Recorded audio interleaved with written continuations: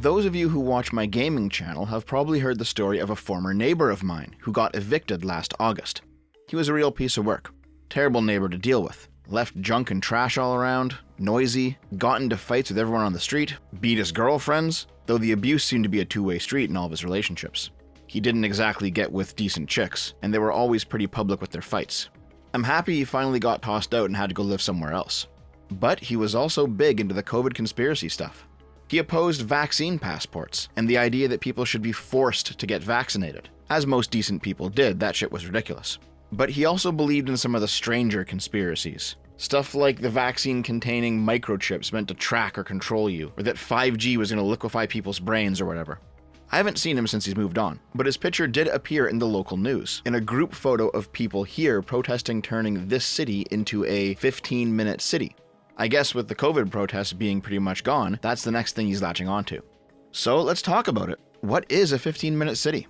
In the 1961 book, The Death and Life of Great American Cities, the author and journalist Jane Jacobs laid out a critique of 1950s era urban planning. This time period saw the explosion of the modern suburb as a response to the nuclear proliferation of the early Cold War. In 1945, the Bulletin of Atomic Scientists began to publicly advocate for a policy of defense through decentralization. The idea was nuclear weapons were highly effective if everyone lived in one location, like a downtown city core, and they were significantly less effective if the population were spread out across the countryside in low-density housing developments. But people still had to travel to the city for work and commerce, and this necessitated the widespread adoption of cars and the creation of massive freeway systems to accommodate them. This is why Eisenhower's big transportation bill in 1956 was called the National Interstate and Defense Highways Act. American defensive policy against a nuclear attack in this period was basically just spread people out a lot and give them enough transportation so they have a shot at escaping. There were downsides to this policy though. There was the environmental cost of having so many new cars on the road, and emphasizing travel to a degree never before seen in human history. The freeways were expensive to build, even more expensive to maintain, and necessitated the destruction of many locations in the city in order to make room for both the roads themselves and the parking needed to accommodate so many travelers. Wasting hours in gridlock became a larger component of people's time, and there was also a racial and class divide. Families with more money, often white families in the United States, opted to leave the cities for the suburbs, which is where the term white flight was first coined. Meanwhile, the suburbs themselves became their own problem. The wild hinterland behind a city, and sometimes even farmland, was converted into mass housing suitable for single families only. The houses all had a very bland, samey quality to them, and the neighborhoods were eerily quiet, abandoned during the day as everyone left to go to work, and alienating in the evening, where there was no real sense of lasting community between the people living there. Suburbs sometimes have more in common with a worker's dormitory than an actual town. And as American prosperity continued and the middle class continued to grow, everyone wanted to own their own house. And so new suburbs kept being built. It's at the point now where, the outskirts of every major city, for hours in any direction, it's not forests or wilderness anymore, it's suburbs. Miles upon miles of low-density single-family homes as far as the eye can see. Jacobs' critique of this state of affairs was that suburban sprawl was both environmentally unhealthy for nature and psychologically unhealthy for humanity. Wilderness was paved over and biodiversity was destroyed in order to meet the ever-growing demand for new homes, while suburban life destroyed communal bonds and alienated individuals from society. Her solution back then is similar to many solutions we hear today: promote mixed-use development and walkable streets. This means not simply zoning one location for one type of use, but allowing for multiple uses to coexist. Every time you see a picture of a European city with street restaurants and tiny shops and apartments all in the same location, that is mixed-use development. Suburbia is the opposite of this, where the entire development is single-family residential and traveling is required to be able to do anything else. Though Jacobs' work was mocked when it first came out, by the 1990s, city planners had come around to her way of thinking. People were beginning to reject the suburbs for all the previously outlined reasons, and there was a growing demand for housing that didn't require a half hour of driving out of the suburb to get anywhere. This shift in the city planning zeitgeist finally culminated in an advisor to the mayor of Paris, Carlos Moreno, codifying the principles of Jacobs' book into a set of policy prescriptions that he called the 15-minute city. Moreno gave a TED Talk on the idea in 2020. His view is that the residents of any location should ideally be able to fulfill 6 essential functions within a radius that constitutes a 15-minute walk or bike ride: living, working, commerce, healthcare, education, and entertainment. The key is, once again, mixed-use development. The goal is, from your home, you should be 15 minutes away from your job, from shopping centers, from access to basic healthcare, from access to a school, and from access to some form of entertainment, whether that be a park or a theater or a gym or a sports arena, something like that. And thinking about it, where I live right now, I think I mostly qualify. Yeah, I do work from home, but when I did work outside of the house, my workplace was about 20 minutes away by bike. The city hospital is about 15 minutes away. A huge park is about 10 minutes. I'm also 20 minutes from downtown, where there's a ton of stuff going on. Canadian cities still have their own suburb problem, but there's also a lot of mixed-use locations here too. And thinking about it, I'm pretty sure I've actually always lived in one, no matter where I've gone after moving out of my hometown. The point of the 15-minute city idea is to implement smarter urban planning so that the location people live in actually feels like a real community with people walking around and doing stuff, and not an isolated, lonely suburb that people feel trapped in. But during the COVID lockdowns, more conspiratorial-minded people began to tie the 15-minute city concept in with something far more sinister: the idea that the government would refuse to let you leave the city. Oftentimes, the conspiracy theorists would conflate the 15-minute city concept with a British idea known as the low-traffic neighborhood.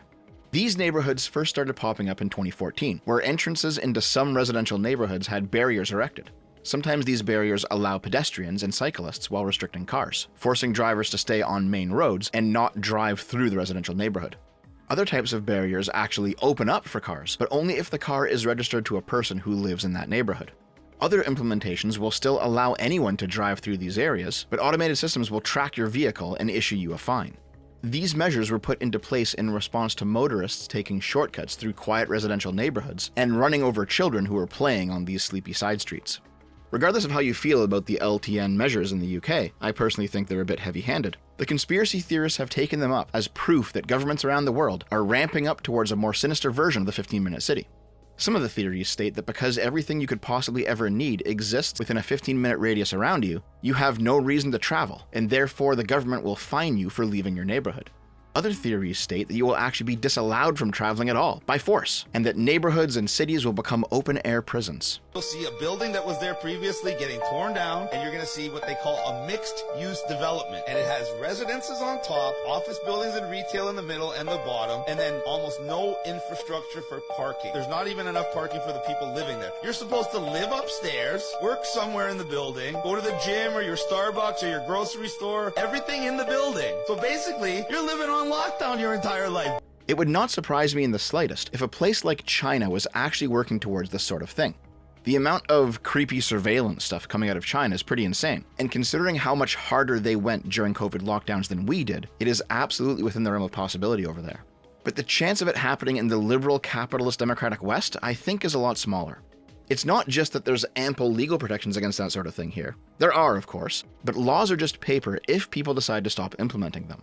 It's also that populations over here are a lot less likely to take this sort of thing lying down, and also that the incredible wealth and productivity of our nations are a direct result of our liberal freedoms.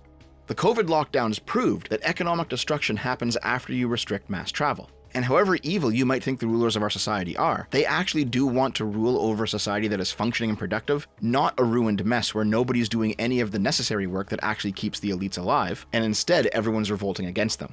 The conspiracy theorists have also tried to tie other random events into their 15-minute city narrative with little success. For example, I've seen people say that the East Palestine train derailment from last year, or the August 2023 Hawaiian fires, or various other disasters, were actually false flag operations set in motion by the government as a pretext for implementing widespread travel bans outside of the 15-minute city zones, for safety reasons, or for climate reasons, or whatever else.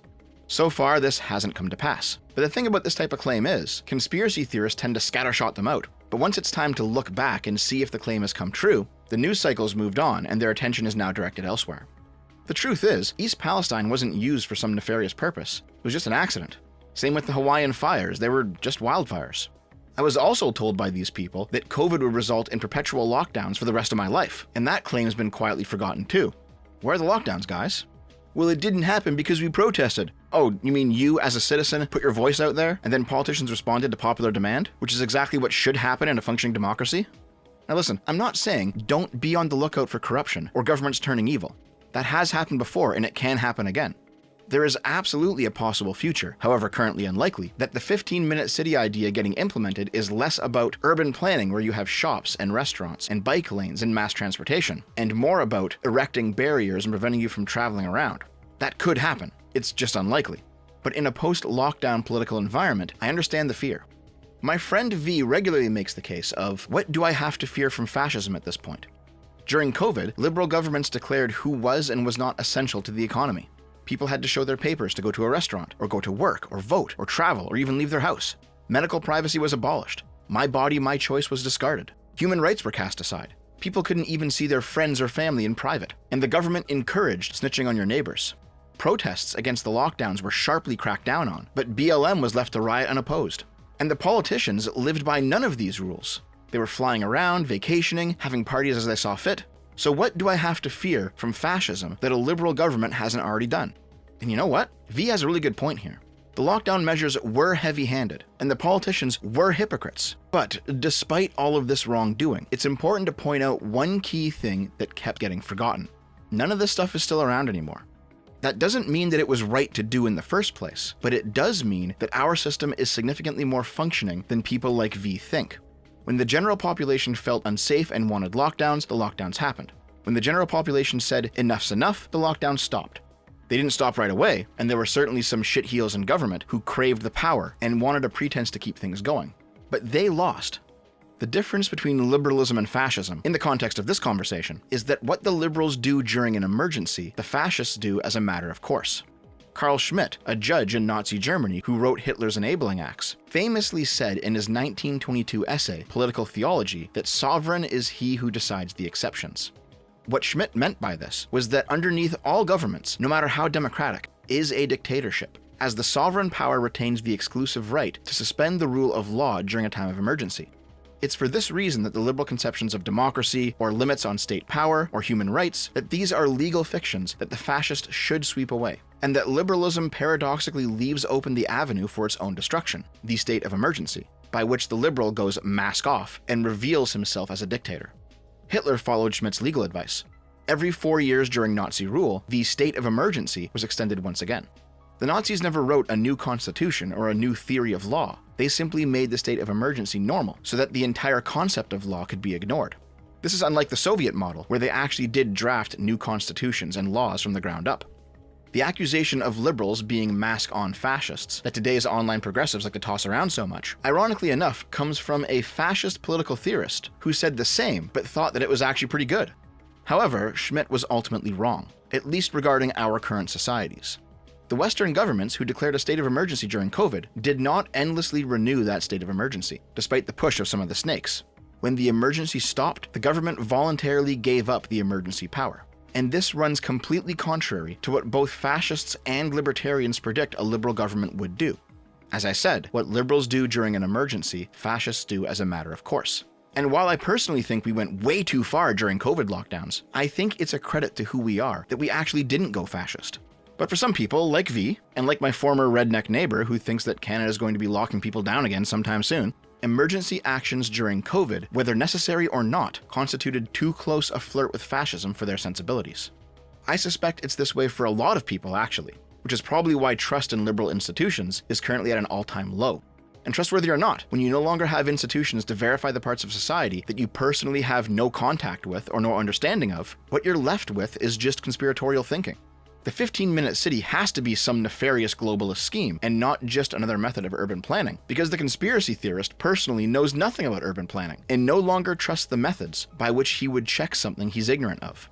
At that point, I think conspiratorial thinking is inevitable.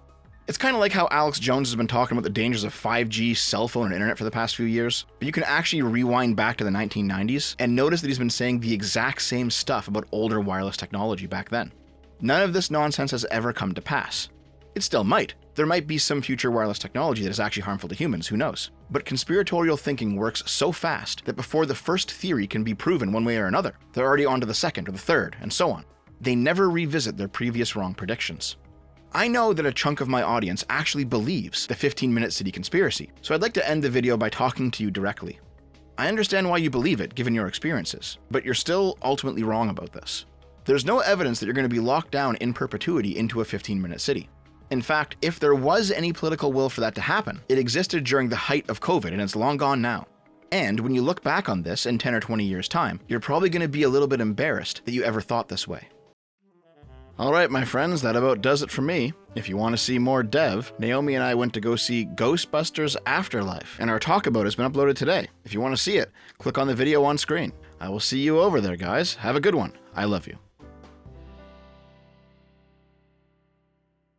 Did you notice this video is 15 minutes and 15 seconds long?